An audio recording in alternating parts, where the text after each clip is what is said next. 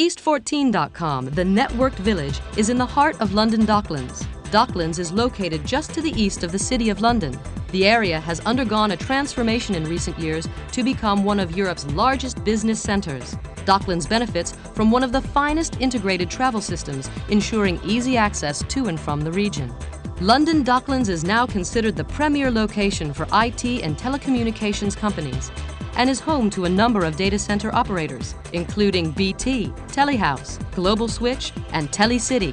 Docklands offers affordable office space, access to existing telecom loops, availability of power supplies, and is within close proximity to the city and West End. London Docklands Development Corporation, and in 1981, when it began, it had to build almost from scratch an entire infrastructure.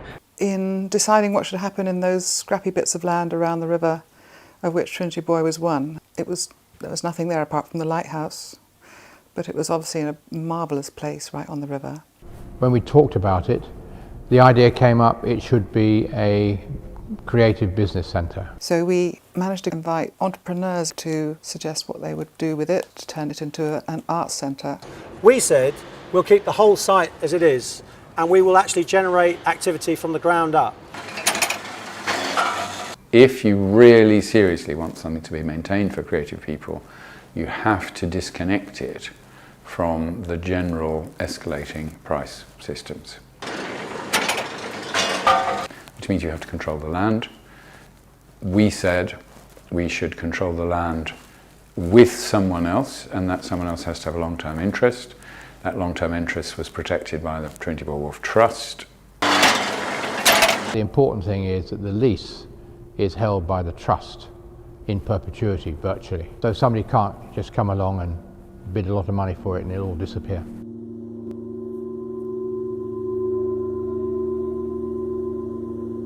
%25 of all income goes to the trust. The trust then spends that in support of the arts and creativity, basically in East London. So far, the trusts have received something in the order of 10 times the amount that we might have paid if it had been sold for housing back in '97.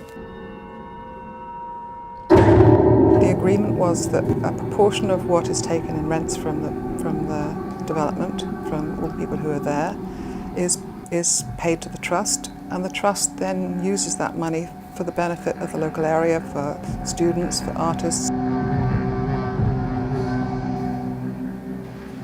All of that without any public money. So all you got was the land? Yep.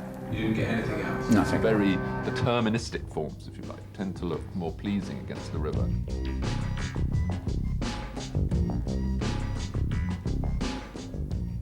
But local people also spotted an opportunity for a new approach to home building. They wanted to get out of these high-rise flats and deck access estates. So that's when I went to the LDDC and I suggested that they should enable the local community to develop the housing themselves in a community self-built housing program. And they were pretty skeptical, but they agreed to make a site available, which we'd have to buy at district value as valuation. Each family gave a brief to the architect, and the housing is actually different. It's beautiful housing, and actually what is also interesting is it looks beautiful because its aesthetics come from the need of the architect to design for people, and people are different. It was a vision that Docklands... In a mutual credit system, everyone has an account. This account can go positive and it can go negative. When Bob repairs Andrew's hotel, Bob receives a credit and Andrew receives a debit. Bob can then use that credit to buy catering from Christine. Andrew works off his debit by providing lodging for Daniel. When Daniel does dental work for Christine, the credit and debit are cleared. No hard cash was needed, and everyone gained something in the transaction. Over the long run, we expect that each person is going to put in as much as they take out, and take out as much as they put in. But we allow these temporary imbalances in order to facilitate this exchange process. This is the fundamental function of money. As more people join the mutual credit clearing circle, this process can become more dynamic.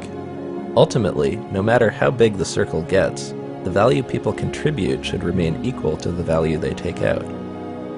This is money created not by a hierarchy, but is a medium of exchange that's created between us. Second, there's no interest. Third, it's not scarce. When you start trading in fourth-corner exchange, many people talk about experiencing shift in consciousness. There's not a scarcity of that currency, so there's much less competition. So you end up with a completely different experience, and people talk about how cooperative, supportive, people are really concerned about your well-being. So the primary distinction between money that is tight, scarce, limited, comes from them, and money that is free, available, sufficient, and comes from us, is that with one, we are in fear and greed and competition, and with the other, we behave like sensible human beings. We are more generous, we're more comfortable, we're more giving, we're more willing to receive. We don't need to have all this suffering around money. We can free ourselves from it. And the economy can be much healthier and much more of service to all of us. Time to become aware, time to have a consciousness of our potential. And I think our potential as humans is infinite. Let's not limit ourselves through the medium of exchange. Time to wake up.